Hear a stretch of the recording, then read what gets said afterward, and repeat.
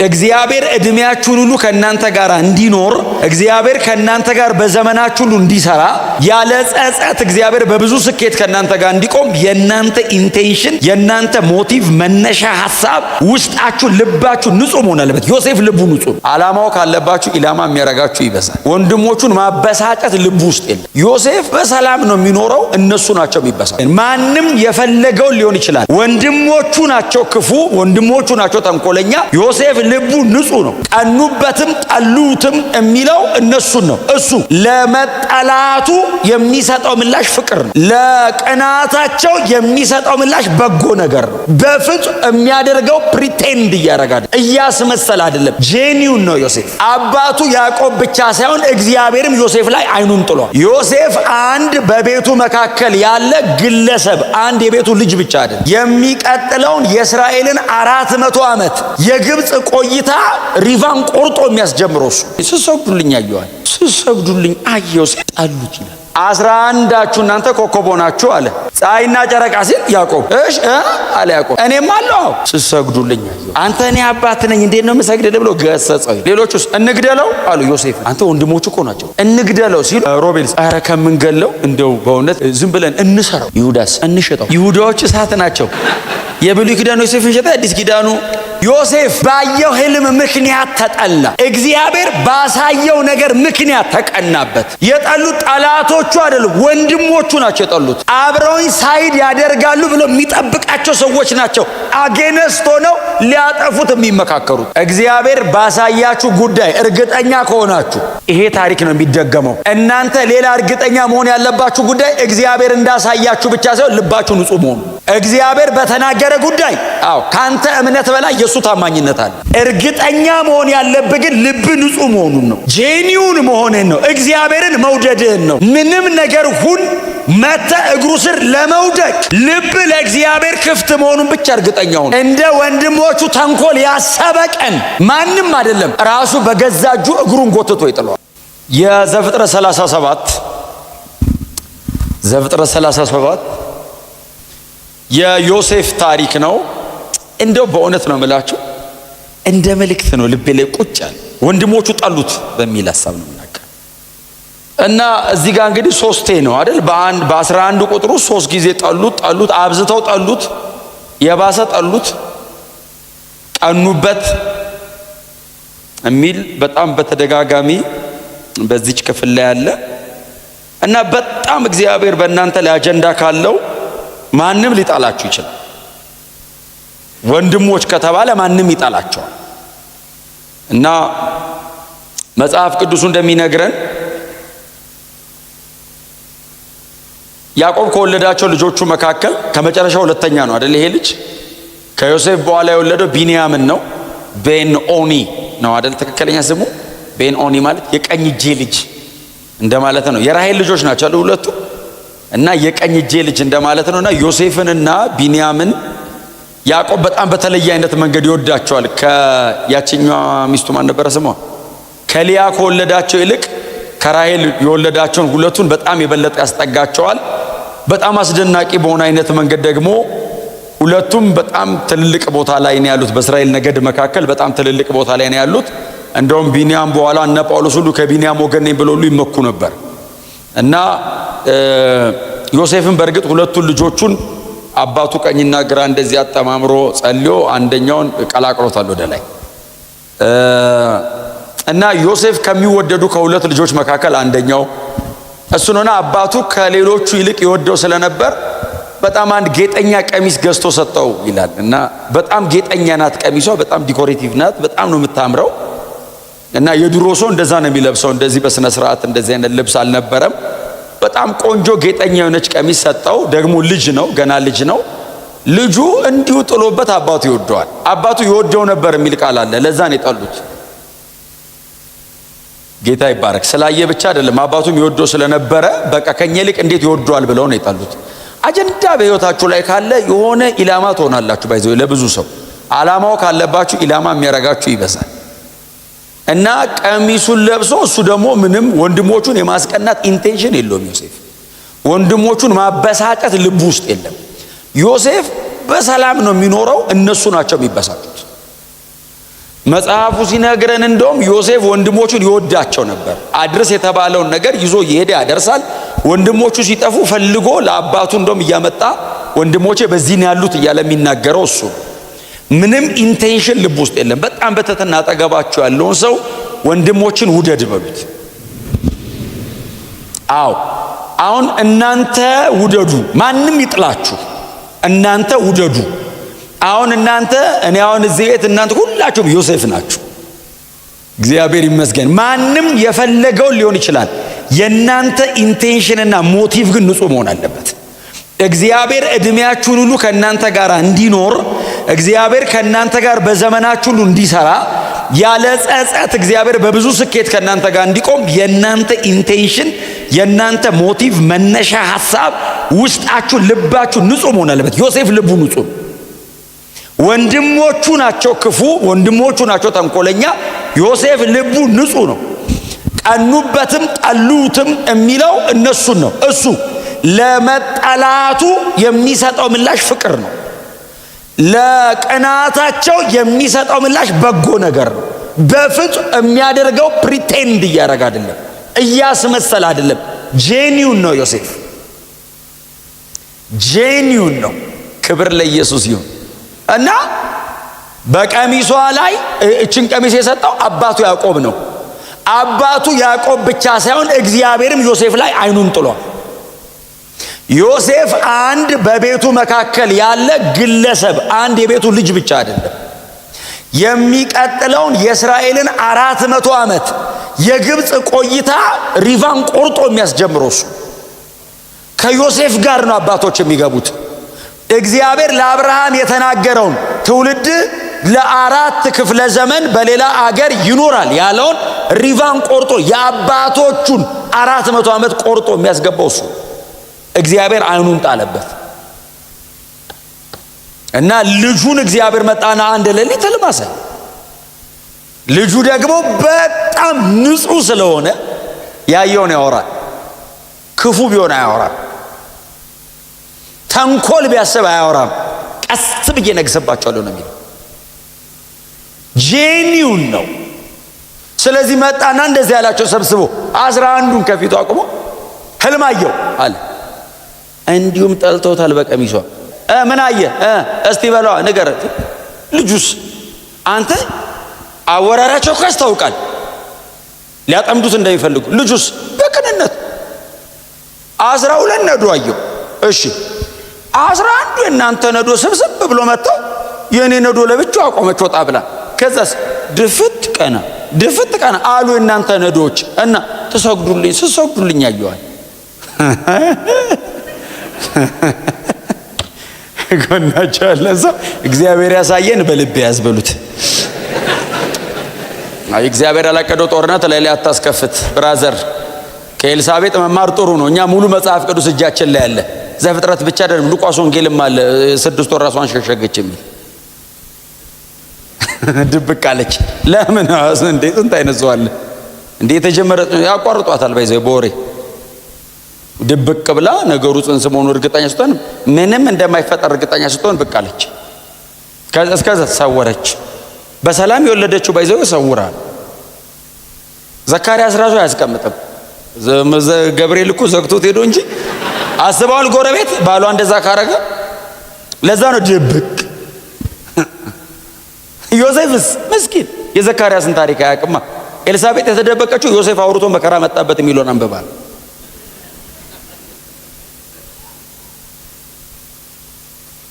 ሄዶ ስሰግዱልኝ አየሁ ሲል ጠሉት ይላል። ጠሉት። ከዛ አባቱ ይወደው ነበር ይላል። ከዛ መሀል ላይ እንደገና ከዛ ድጋሚ ሕልም አየ። 11 ከዋክብት አለ። እሺ ፀሐይና ጨረቃን ጨምሮ አለ። ይህንን ደግሞ የሚናገረው ማንን ጠርቶ ነው? ያዕቆብን አባትየውን እስራኤልን ማለት ነው። አቆመውና ወንድሞቹ እንዲደርድሩ ዛሬም አየሁ አለ። ምን አየህ አሉት? ሕልም እስቲ ምን አየህ አሉት? 11ዳችሁ እናንተ ኮከብ ሆናችሁ አለ። እሺ ፀሐይና ጨረቃ ሲል ያዕቆብ ምክንያቱም አንተ አለው ይላል ቀጥሎ። እሺ አለ ያዕቆብ እኔም አለው ስሰግዱልኝ አየሁ። አንተ እኔ አባት ነኝ እንዴት ነው የምሰግድልህ ብሎ ገሰጸው ይላል። ወንድሞቹስ ጣሉት ይልና ያዕቆብ ግን ነገሩን በልቡ ጠበቀው ይላል። እዚህ ልጅ ላይ እግዚአብሔር አይኑን አስቀምጧል ማለት ነው። አባትየው ለምን መሰለ እግዚአብሔርን ያውቀዋል። አባትየው ወንድሞቹ አያውቁትም። አባትየው እዛ ባዶ ምድረ በዳ ላይ ድንጋይ ተንተርሶ ተኝቶ እግዚአብሔር ተገልጦለት ያውቃል። በየመንገዱ ሲሄድ እግዚአብሔር አብሮት ቆሞ ያውቃል። እና አባትየው እግዚአብሔርን ስለሚያውቀው ከነዚህ ከ12ቱ መካከል ይህንን ልጅ እግዚአብሔር መርጦት እያሳየው ያለው ነገር አንዳች የተለየ ነው ብሎ እስራኤልም ነገሩን በልቡ ሸሽጎ ይከታተለው ነበር። አረማመዱን ያያል። ልጁ መንፈሳዊ ነው። አካሄዱን ያያል። ጄኒውን ነው። ልቡ ንጹህ ነው። ቅን ነው። በጣም በቀላሉ የሚታለል የሚመስል ለእግዚአብሔር ሞኝ ብትባሉ ተሸወድክ ተሸውደ አይደለም። እኔ ደግሞ ለእግዚአብሔር ብሸወድስ ያለ እግዚአብሔር ከምነቃ ያለ እግዚአብሔር አራዳ ብልጥ ምናምን ከምትሆን ለእግዚአብሔር ብላ ሞኝ ጅል ሆነ መንፈሳዊ ልሁን ብሎ ከ5 ዓመት በኋላ ድጋሚ ስንገናኝ ያኔ ነው የትኛው ጅል ይሄው ልጁ ሞኝ ነው። ሞኝ ዮሴፍ ነው። ያየውን ያወራል። እስራኤልስ ይከተለዋል። ተቃል ይሄ ልጅ ይላል። እነ ይሁዳ እነ ሮቤል ምናምን በጣም እሳት አውት ስማርት ያደርጋሉ። ባይዘው ሮቤልም ትንሽ የበኩር ልጅ ነው። ትንሽ ሞኝ ነገር ነው አይደል? ሮቤል አሁን ያዕቆብ ልጆች መካከል ትንሽ ሞኝ ነው እና ልቡ ትንሽ ገራገር ነገር ነው። ሌሎቹስ እንግደለው አሉ ዮሴፍን። አንተ ወንድሞቹ እኮ ናቸው። እንግደለው ሲሉ ዮሴፍስ ሮቤልስ አረ ከምንገለው እንደው በእውነት ዝም ብለን እንሰራው። ይሁዳስ እንሽጠው። ይሁዳዎች እሳት ናቸው። የብሉይ ኪዳኑ ዮሴፍን ሸጠ፣ አዲስ ኪዳኑ እሳት ነው። በቃ ትራንዛክሽን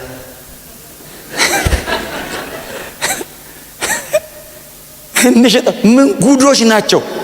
እሱ ብቻ ነው ምስኪን ታውቃለህ። እሱና ኢየሱ ታናሽ አለ አብሮ እረኝነት የማይላክ ቤት አባቱ እግር ስር የሚቀመጥ ቢንያም የሚባል ሁለቱ ንጹህ ናቸው። ሁለቱ ጄኒውን ናቸው። ዮሴፍ ባየው ህልም ምክንያት ተጠላ። እግዚአብሔር ባሳየው ነገር ምክንያት ተቀናበት። በድሎ አይደለም፣ አጥፍቶ አይደለም፣ ኃጢአት ሰርቶ አይደለም። እግዚአብሔር በሰጠው ጉዳይ ነው የተጠላው። የጠሉት ጠላቶቹ አይደሉም፣ ወንድሞቹ ናቸው የጠሉት። አብረውኝ ሳይድ ያደርጋሉ ብሎ የሚጠብቃቸው ሰዎች ናቸው አጌነስት ሆነው ሊያጠፉት የሚመካከሩት።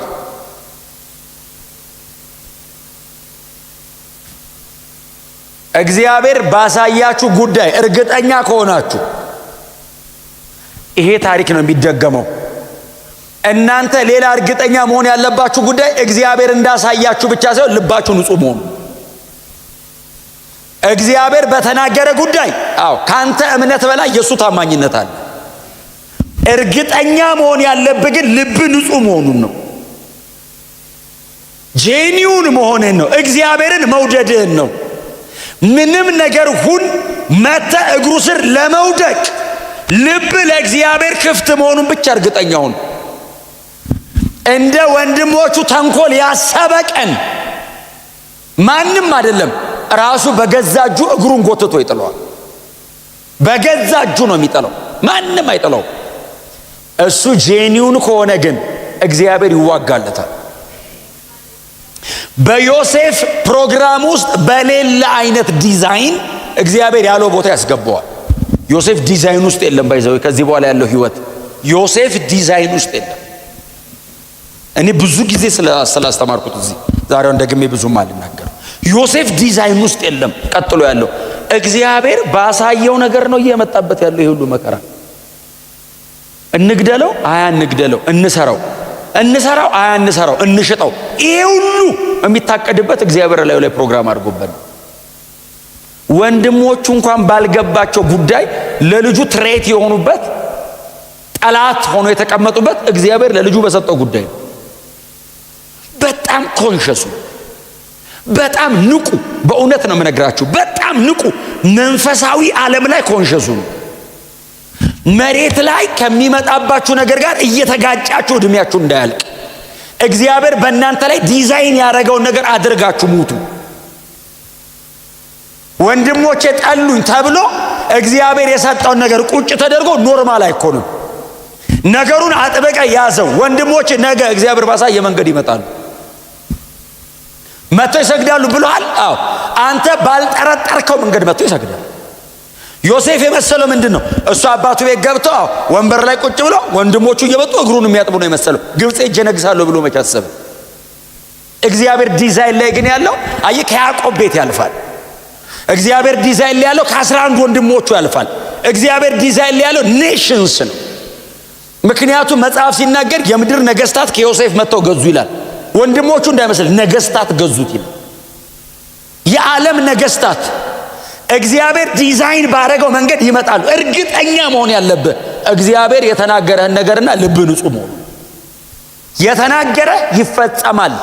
ሲናገረ አንተም ብሎ አይናገርም፣ ራሱን አይቶ ነው የሚናገረው። አቋቋመ፣ አረማመድ፣ አሯሯጥ፣ አጸላይ ብሎ አይደለም የሚናገር። ከተናገረ በኋላ ነው ጸሎት የምታገኘው። ከተናገረ በኋላ ነው ትጋት የሚመጣልህ። እንደዚህ አቅደሃል በኔ የምትለው እንጂ እግዚአብሔር አቋቋምህን ስትራክቸርህን አይቶ አይናገርም። እግዚአብሔር ይናገራል፣ ትስተካከላል። ልብ ይሄ ፒውር መሆን አለበት። እስቲ አሜን። እውነቴን ነው የምነግራችሁ። ቅናት የሚባል ነገር እዚህ ውስጥ መኖር የለበትም። ገብቷቸዋል እያልኩ ያሉትኝ ቅናት፣ ይሄ መንፈሳዊ ቅናት ናና አይደለም። በወንድሞች ላይ ያለ ቅናት፣ አጠገብ ባለ ሰው ላይ ያለ ቅናት ገዳይ ነው። ሱሳይድ እንደማረግ ቁጠረው። ቅናት ካለ ላይ ራስን እንደማጥፋት ቁጠረው። ጄኒውን ኮንክስ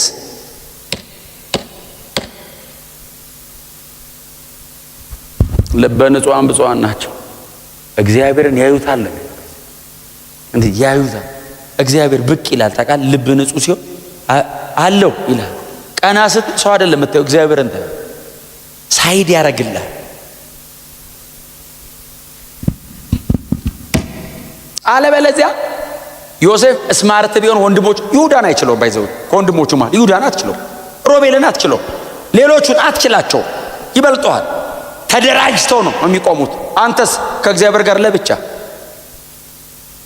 እግዚአብሔርን የሚያሰራ የልብ ንጽህና ነው። ክብር ለኢየሱስ ይሁን። በዚህች ሌላ ነገር አላየም። እኔ አሁን እንግዲህ እስካነበብኩት ድረስ ዮሴፍን በመጽሐፉ ላይ ያለውን የዮሴፍን ታሪክ እስካነበብኩት ድረስ ሌላ ነገር ዮሴፍ አላየም። እግዚአብሔር ሌላ ነገርም አልተናገረውም። ሁለት ህልም አየ። ሁለቱ ህልም አሰቃዩት። ሁለቱ ህልም አንከራተቱት። ሁለቱ ህልም ምርኮኛ አድርገው አሸጡት። ሁለቱ ህልም እስር ቤት ከተቱት። ሁለቱ ህልሞች አነገሱት። ሁለቱ ህልሞች የእስራኤል ባለ ታሪክ አደረጉት።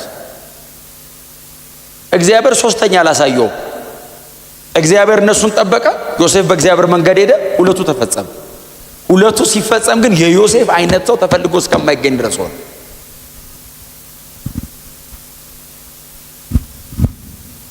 የተሸጠበትን መንገድ አሰባችሁት? ምን አይነት ዲስአፖይንትመንት! ተሸጠ። ትነግሳለህ ብለኸኝ ነው የሚሸጠው? እነሱ ላይ ነው ትነግሳለህ ያልከኛው? ትቻቸው እኮ እየሄድኩ ነው። እንዴት ነው የምነግሰው? እነሱ ይመጣሉ እኮ ነው፣ አንተ አትመጣም ነው። መተው ነው የምትነግሰው። ዮሴፍ ግን በጣም ዲስአፖይንት ሆኗል። ታውቃለህ? ተሽጦ ሄደ። ከዛስ ጳጢፋራ የሚባለው ሰውዬ ገዝቶት ከእስማኤላውያን የቤቱ አለቃ ባይዘው በኋላ ነው የሆነው። መጀመሪያ ዘበኛ ሊትራሊ ቃሉ ጥበቃ ሆነ። በር ላይ ነው የሚቆመው። ከዛስ በር እየከፈተ ያስገባል፣ ያስወጣል። ከዛስ የጳጢፋራ ሰረገላ ሲመጣ ይወለውላል። ጳጢፋራ እንትን ሲል ተቀብሎ እየሮጠ ያደርሳል፣ ይመለሳል። መጽሐፍ ሲናገር ጳጢፋራ ዮሴፍን አየውና እግዚአብሔር ከዮሴፍ ጋር እንደሆነ አየ። ጥበቃ ሆኖ እግዚአብሔር አብሮታል። መጽሐፍ ሲናገር ላሳድግህ ነው አለው። ምን በቤቴ ላይ አለቃ ትሆን? እሺ ከሚበላው በቀር በሁሉ ነገር ከሚጎርሰው በቀር ነው የሚለው። እንደው መርዚ ኑሮ አይኑሮ ዮሴፍ ብትገለኝ አንተ እንደማገለኝ ያውቃለሁ እግዚአብሔር ካንተ ጋር አለ። በርስቱ ላይ ሾመው ከሚስቱ በቀር ካንቺ በቀር ዮሴፍ ነው ያለው። ባይዘይ ጳጢፋራ ሲል አልሰማንም፣ ግን ለዮሴፍ ግን ነግሮታል ለብቻው። አይ ቲንክ እሱ አልሰማችም። ምክንያቱም ነገራታ ካንቺ በቀር በጥሪቱ ላይ ሾሞኛል፣ አንቺን ግን አልሰጠኝ ሚስቱ ስለሆነች። ከዛው በሙሉ በዚህ አቋሙ እስር ቤት ገባ። የመንገሻ መንገድ በቃ እየመጣው ነው ወደ ዙፋኑ ሲል ወደ እስር ቤት ቤዝመንት ብራዘር በረዶ ክፍል የሚሰቃይበት። ቀጥሎስ ምንም አይነት ፋይል የለውም።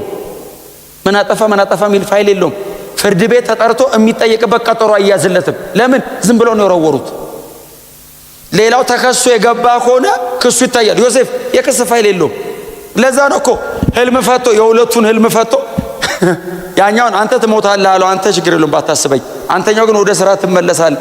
ያኛው ይሰቀላል። ምንም የሚሰቀሉ ሰው ያሰበው አላሰበው። አንተኛው ግን ወደ ስራ ስለምትመለስ ሂድና ለንጉሱ ንገርልኝ፣ ያለ ክስ ያለ ችግር ያለ ጥፋቴ ነው የታሰርኩት። ወደ ንግስና ደና እየሄድኩ እያለ ይኸውልህ መልሶ ጣለኝ። እንደው እባክህ ታስወጣኝ ሲለው ያስ እንትኑ ምንድነው ጠጅ አሳላፊው እንጀራ ቆጣሪውን የሞተው ጠጅ አሳላፊ ምን አለ? እንደ ሄድኩ ልፈታ እንጂ እንደ ሄድኩ ነው የምነግረው ሲል ትፈታለህ። እኔ ኦልሬዲ አውቄያለሁ እንደምትፈታ እግዚአብሔር አሳይቶኛል። ሰውየውስ ከእስር ቤት እንደወጣ ረሳው የሚል ቃል እኔ ሙሴ አውቆ ነው የጻፈው። በእውነት አውቆ ከእስር ቤት እግሩ እንደወጣ ሰውየው እናቴ ፓራዳይስ ውስጥ ገባ። ቤተ መንግስት ይገባ። ዮሴፍ እንዴት ትዝ ይለዋል? የታሰረበትን ዘመን ያልተዝናናውን ዮሴፍ ከአይምሮ ጠፋ። በቃ ዮሴፍ ተረሳ። ይሄን መንገድ 14 ዓመት ነው ሄደው ሰላያት ነው 14 ዓመት ነው የተሰቃየው። ከዛ እግዚአብሔር መቼ ሳይተውም አይደል አይተው በአንተ ብትረሳው አይረሳ። በቃ ላንግሰዋል። በቃ ይሄ ልጅ ጨርሷል፣ ተመርቋል፣ ላንግሰዋልና ፈርዖን ጋር ሄዶ ለሊት ልማሰል አሁን ይኸውልህ ፕሮሰስ ተጠብቆ ነው ሲል ከእስር ቤት ቤተ መንግስት አሁን ርቀቱ ዮሴፍንስ ፕሮሰሱን ቆረጠው እግዚአብሔር። ለፈርዖን ህልም አሳየው። እነዛ 7 የጥጋብና 7 የረሃብ የሚሆነውን በከብቶቹና በዛ በዛሎቹ አሳየው። ፈርዖን ህልም አይቶ ተጨንቆ ወሬው ማጆሮ ይደርሳል። ጠጅ ቀጁ ጋር ጠጅ አሳላፊ ምንድነው እሱ ቀምሶ ነው መርዝ እንደሌለው በዚህ እሱ ይቀምስና ትንሽ ደቂቃ ይቆማል። ካልሞተ ፈርዖን ይቀጥጣ። እንደሱ ነው ጠጅ አሳላፊ ማለት ደምባይዘው ወይ ጠጅ አሳላፊ እየጠጣ የሚኖር እንዳይመስል ይቀምሳል። ካልሞትክ አጠጡኝ ይላል። እቺ ላብራቶሪ ማለት ነው መሞከሪያ ነው ባይዘው። አሁን ዘንድሮ ሰው ላይ ሞከር ማለት እና ሰውየው ፈርዖን ተጨንቋል። ታውቃለህ እየሰጡት ቢጠጣ ምንም አንተን አላለው።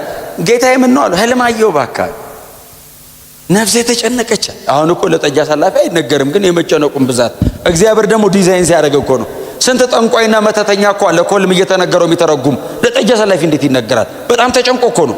አሁን ፈርዖን የተጨነቀ መስሎት ነው። እግዚአብሔርስ ዮሴፍን ሊያወጣው ለአሁን ጠጅ አሳላፊ ምን አዩ ጌታዬ አለ። 7 እንደዚህ 7 እንደዚህ 7 እንደዚህ 7 እንደዚህ አይ ወይ ጠጅ አሳላፊ አትሊስት አይ በረድ ብሎለታል። አሁን ይሄ እንትኑ ወይ ምን ነው አለው።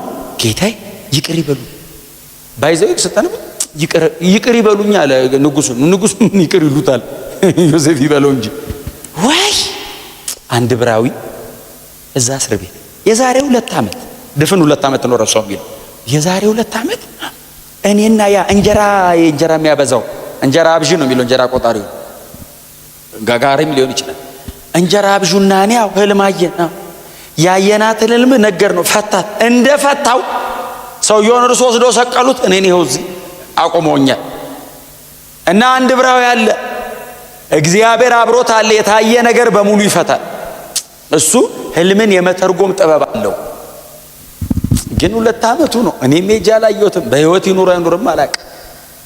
እናስጠራው ሲል መጽሐፍ ሲናገር እኔ በጣም የምወደው የዘፍጥረቱን ሳይሆን የመዝሙረ ዳዊት መዝሙር 104 ላይ ንጉሥ ልኮ አስፈታው የሚል ቃል አለ። መልእክተኛ አይደለም የሚለው ንጉሡን ላከ። ለእግዚአብሔር ነው ላኪያ። አሁን ንጉሡ ልኮ ማለት ብቻ አይደለም፣ ንጉሡ ተልኮ እግዚአብሔር ከፓላስ ወደ ፕሪዝን ማለት ሄዱ። ንጉሡ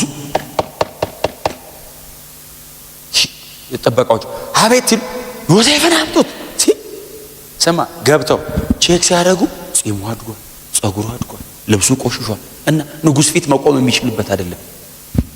ዛስና ጸጉሩን ሲያስተካክሉት አስቸኮሉት ይላል። ታውቃለህ አሁን ጸጉር ቤት ሲገቡ ምን ያህል ሰዓት እንደምቆዩ አንዳንዶቻችሁ ናቃል። ዮሴፍንስ ምልጥ ልብሱ ሁልቁ አዲስ አልብሶ ለንጉሥ እንደምትመጥነው ነው። ምን ተፈጠረ ይላል ዮሴፍ። ባይዘው ምን ተፈጠረ? ህልም አለመዋል ንጉሡ ጧት ሄደህ ትፈታለህ የሚል ራእይ አላየማ። እሱም ሰርፕራይዝ ነው የተደረገው። ባይዘው እግዚአብሔር ሰርፕራይዝ አድርጎት ነው። አንጠልጥለው አንከብከበው ንጉሡ ፊት። ፈርዖንን አይቶት አያውቅም። ጳጢፋራን ነው የሚያየው። አሁን በጳጢፋራ ቤት በኩል ቢሆን እኮ ነው ልክ የሚሆነው። እግዚአብሔር ሕግ ሰብሮ ቀጥታ ፈርዖን ወሰደ። በጠባቂ በምን የድሮ ደሞ ነገስታት ባይዘው አማልክት ናቸው። ፈርዖን ማለት የበኩራት አምላክ ነው፣ ንጉሥ ብቻ አይደለም። አትጠጋው። ዮሴፍ ፊቱ ቆመ። በደረቱ ለጥ ብሎ አቤት ጌታ ያለ ህልም አለምኩ፣ አንተ ደግሞ ህልም የመፍታት ጥበብ እንዳለ ሰምቻለሁ አለ። ጌታዬ ያለው ህልምን የሚተረጉም አምላክ በሰማይ አለ። እኔ አይደለሁም አሉ። አየ ዊዝደም አየ። አረ ምን ችግር አለ? ጸልየና ወርዷለን ነው ያለው። አነካኩኝ ንጉሥ ቢሆንም አረ እኔ አይደለሁም ማለት ከፈለጉ ቢመልሱት ይሻላል ክብር ወስዶ ከሚቀሰፍ። ህልም የሚፈታ አምላክ በሰማይ አለ ሲለው ፈርዖን ትክክል ነው እንጂ ለአምላክነቱማ እኔም እኮ መሬት ላይ አምላክ ነኝ በሰማይ ያለ ካልሆነማ እኔ ያልፈታሁትን ህልም። ከዛ ሲነግረው ዮሴፍን ተረጎመለት። ሲተረጉም አንተ እኔ እዚህ ውስጥ መቼስ በኋላ ትነግሩኛላችሁ። ስልጣን ወደ ይሰጣል እንዴ? አይሰጥም እኮ። ፈርዖን ስሜት የሆነ እንደዚህ ያለው አንተ አለው። አቤት ዛሬ እኮ ከእስር ቤት የመጣው። ጧት እኮ እስር ቤት ነበር። ባይዞይ ተጣጥቦ እኮ ነው እኮ የመጣው። ገና እኮ መምጣቱ ነው። ገና እኮ እስር ቤት እኮ ባይዞይ ጠቅልሎ ያላወጣው እኮ ልብስ ሁሉ አለ። ገና እኮ ቀጠሮ ያዘ። እኔ እኮ የሚፈታለት ስንት እስረኛል ትሰቀላለህ ትፈታለህ የሚባል ቆሞ እያለ እኔ ፈርዖን አለው። አዎ በወንበሬ ይበልጥሃል። ተዛስ ግብፅን ግዛት የወደድከውን አርግ። እንደውም ዮሴፍ ምንድን ነው ያለው? ጠቢባኖችን ይፈልግና ንጉሥ እህሉን ለ7 ዓመት ያከማቹ፣ የሚቀጥለው 7 ዓመት ደግሞ ከዚህ ይመገባል። ጠቢባን አዘጋጅ ሲለው ይህንን ለማድረግ አንተ የሚሻል የለም። እስረኛውን ፊት ለፊቱ ሲያገኙ የአምላክ መንፈስ በላይ ላይ ያለ አለው። እግዚአብሔር አብሮ ካለ ምራት ግብፅን አለው። እኔ ፈርዖን ስሜ ብቻ ይበልጣል። እኔ ስሜ ፈርዖን ነው፣ ንጉሥ ነኝ። አንተስ ሙሉን ግብፅን ውሰዳት ብሎ ሾመው። እህል እየገዙ እያለ ዮሴፍ ደግሞ ወዲያው ነው ቆዳ የቀየረው። ወንድሞቹ አላወቁትም የሚል ቃል አለ። እሱ ሳወቃቸው ወንድሞቹ መጡ። ዮሴፍ የንግስና ልብስን የለበሰው አንተ ቀይር ብሏል። ጸጉሩ ፊቱ ወለወል ያበራል። እኚህ ደግሞ የትኛው ልዑል ናቸው ይላሉ እነ ይሁዳ ሸጡ። በልቷል እኮ ሸጦት ስል ደግሞ የትኛው ልዑል ናቸው አወቃቸው። ከዛስ ወንድሞቹ እንደሆኑ ሲያቅ ምን እንዳደረገ ተቃ ቆይ ጠብቁኝ ብሎ ወደ ውስጥ ገብቶ አለቀሰ። ወንድሞቼ በህይወት አሉ አለ። ጂሰስ ሸጠውት ይወዳቸው። ልብህን ቼክ አርግ። እግዚአብሔር እስከ መጨረሻ አብሮ ይቆማል። ልብህን ቼክ አርግ። ሪቬንጅ አያስብም። ታውቃል አገኘዋቸው አይልም። እስቲ ገብቶ አለቀሰ። ከዛ እንዳያቁበት ፊቱን ጠራርጎ መጣ። እናንተ ብቻ ናችሁ ልጆች ለአባታችሁ አላቸው። አረ አይደለም በጣም ትንሽ አለ። ትንሹ መምጣት ስለማይችል መንገድም ስለማይችል አባታችን ከተተነዋል ሲሉት አልመሰለኝም። አውቆ ነው ይላል። እኔ ሙሴ ነው አውቆ ነው ብሎ ይጻፍ። በልቡ እንደዚህ ያለ ቢንያምን ይዘውት እስኪመጡ ድረስ አይ ታናሽ ወንድሙ ቢንያም ቢንያምን እስኪያመጡለት ድረስ ልትሰልሉ ነው የመጣችሁት አላቸው። እናንተ ፊታችሁ ራሱ ያስታውቃል። ምግብ ፍለጋ አይደል? ረሃብ ያጠወለገውን ሰውዬ እግዚአብሔር ታውቃለህ፣ ስልጣን ብቻ ሳይሆን ጥበብም ሰጥቶታል። በሉ የተወሰናችሁት እዚህ ትቀራላችሁ፣ የተወሰናችሁት ደግሞ ይቀርቷል የምትሉትን ወንድማችሁን ይዛችሁ ነው አላቸውና የሚገዙበት ጥሬ ብሩን ተቀበለ። ሰቅል ወርቅ ምናምን ተቀበላቸውና የገዙት እህል ውስጥ የሰጡትን ጥሬ ብርና ወርቅ ውስጥ አስቀመጠ። ከዛ እህሉን ጫኑላቸው ብሎ አስጫነ። የሆነ አንዱን ነው ሁለቱን አስቀረና ሂዱ አላቸው። ያኛውን ይዛችሁት ነው አላቸው። ከዛ ወደ ቤታቸው ሄዱ። እስራኤልን አገኙት፣ ያዕቆብን ነገሩት። አንድ እዛ የግብፅ ልዑል ንጉሱ ፈርዖን ነው። ታናሽ ወንድም አለን ብለን ሳይቸግረን ታፋችን ወጥቶ ታናሽ ወንድማችሁን ይዛችሁ ካልመጣችሁ በቀር ብሎ የወንተናን ይዞታል እና ቢንያምን ይዘን ወስደን ነው የምናስፈታው ሲሉ ያዕቆብ ዮሴፍ ሞቶ ከነ ሐዘኔ ወደ መቃብሬ ልወርድ ነው ስል የቀረኝን ቢንያምን ልታስበሉብኝ ነው አላቸው። እሱ ካልመጣ በቀር አለቅም። እንደምንም ሰጣቸው። ቢንያምን ይዘውለት ሲሄዱ ዮሴፍ አልቻለም። ፊት ለፊት አለቀሰ። ወንድሜ ብሎ አለቀሰ። ወንድማቸው ዮሴፍ እንደሆነ አወቁ። ዮሴፍ እዚህ ምን ትሰራለህ አንተ? እንትን አለ አይደል? ምንድነው ምን ቢረሳ ምን አይማስ አንተ እርሱት ታርገውታል። ነግዛ ነው ሻጣውት ነግዛ እንግደለው ያለው ሁሉ እኮ አለቀሰ። ወንድሙን አቀፈ። ሂዱና ለአባቴ ልጅ ዮሴፍ በሕይወት አለ በሉት፣ ይዛችሁት ነው ብሎ ሰረገላ አድርጎ እህል ጭኖ አባቱ እንዲመጣ ላከ። ለእስራኤል ሄደው ነገሩት፣ ልጅ ዮሴፍ በሕይወት አለ አሉት። እያለቀስኩ ወደ መቃብር ልወርድ ነው ያለው። አባት አስበዋል እንዴት እንደሚታደስ?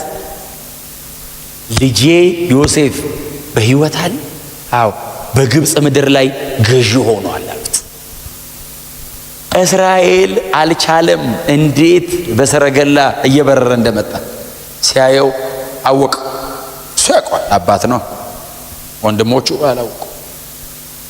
አቀፈው፣ ደረቱ ውስጥ አስገብቶ አለቀሰ። በእርጅናዬ አልቅሼ ወደ መቃብሬ ልገባ ነበር። ዮሴፍስ ሁለቱ ልጆቹን ይዞለት መጣ። ኤፍሬምና ምናሴ ይዞለት መጣ። እነዚህ ልጆቼ ናቸው አለ። እስራኤል ምርኩዙን ተደግፎ እባርካቸዋለሁ፣ ያንተ ልጆች እባርካቸዋለሁ። የዛን ቀን እኔ ሙሴ ለምን እንዳልጻፈው አላቅም እንጂ ወንድሞቹ አሁን ምንድነው የሚሆኑት? ደም ለውሰው ወስደው አውሮ የበላ ያለ እኮ አለ። እነሱ ቁልጭ ይላሉ መሃል እንዲህ ይላል። አባትና ዮሴፍ ደግሞ ያለቅሳሉ። ቢንያምን መሃል አስገብተው ኤፍሬምና ምናሴን አምጥተው ያየው ህልም ያሳየው መከራ ብዙ ነው። የሰጠው ክብር ግን ወደር የለውም። ከሁሉም የሚበልጠው እግዚአብሔር አብሮት ተራመደ። እግዚአብሔር ከዮሴፍ ጋር አብሮ ኖረ። ዮሴፍ በግብፅ ምድር አረጀ፣ እድሜ ጠገበ። ሊሞት ሲል ሰበሰባቸውና እንደዚህ አላቸው፣ እግዚአብሔር መጎብኘትን ይጎበኛችኋል። ለእስራኤል ይሄ ምድር የእናንተ አይደለም፣ እግዚአብሔር ይጎበኛችኋል አላቸው። ስሙ ምን እንዳለ ታውቃላችሁ? እግዚአብሔር ሲጎበኛችሁ አጽሜን ይዛችሁ ከዚህ ምድር ውጡ አላቸው። እዚህ ምድር የፈርዖኖች መቃብር ውስጥ ነው ያስቀመጡት። ያኔ የሚወጣው ትውልድ ይዞኝ ይውጣል። እዚህ ምድር እንዳታሳርፉኝ፣ እማርፈው እግዚአብሔር ለአባቶቻችን ቃል የገባበት ምድር ነው ብለው ከ400 ዓመት በኋላ ሲወጡ ባይዘው የዮሴፍን አጽም ይዘው ወጡ። ኢያሱ መጽሐፍ ላይ የዮሴፍን አጽም ወስደው በተምናሴራ ይሁን ብቻ በሱ ርስት ላይ አሳረፉት ይላል። ሙሴን ጨምሮ በጣም ታላላቆቹ ምድረ በዳን የቀሩት ዮሴፍ በአጽሙ ከነዓን ገብቷል። አጽሙ ወረሰ። he was prophesy ተንብዮ ነበር። ትጎበኛላችሁ። ያኔ ስትጎበኙ የሚጎበኘው ትውልድ ይዞ ይሄድ። እንደዚህ በአይኔ ባላየው አጥንቴ ግን ይረፍ። እግዚአብሔር ካላችሁ ይፈጸማል። ልባችሁን ቼክ አድርጉ። ንጽህናችሁን ቼክ አድርጉ። ልቤ ክፋት የለውም። ልቤ ተንኮል አያስብም። ጄኒውን ነኝ። እንደዛ ከሆነ ልባችን በእውነት ነው የምላችሁ እንታለል። ያመለጠን ይምሰል፣ የቀረብን ይምሰል፣ ወደኋላ የቀረን እንምሰል፣ ምንም ሁኑ ልባችሁ ንጹህ ከሆነ በጣም ከፊት ረጅም ርቀት ሮጦ ያያችሁት ሰውዬ የሆነ ቀን ወደኋላ ታዩታላችሁ። አይበጽም። እስር ቤት ጎርጉሮ የጣለው ጳጢፋራ ዮሴፍ በፈርዖን ተሹሞ ሲቀመጥ ጳጢፋራ አንዱ ከሱ ስር ያለው ጳጢፋራ እንደዚህ ሩቅ የሚሆን ሰውዬ እንደዚህ ልቡ ግን ንጹህ። ክፉ ያደረጉበትን ሰዎች ሲያገኛቸው መረቅ፣ ባረክ፣ መኖሪያ አመቻች። እግዚአብሔር እድል ቢሰጠኝ የምትሉት ነገር ካለ እድል ቢሰጣችሁ ባርኩ፣ እድል ቢሰጣችሁ መርቁ። እግዚአብሔር እድል ከሰጣችሁ አጠገባችሁ ላለው ሰው በር ክፈቱ። እድል ከሰጣችሁ እግዚአብሔር አጠገባችሁ ያለው ሰው የሚወጣበትን እድል አመቻቹለት። ዳዊት ሳኦል አሳዳጁ በጣም ግልጽ ጠላቱ ግልጽ በጦር ወርውሮ ስቶታል። በዚሁ በጦር አንተ ለቀልድ ይወረወራል እንዴ?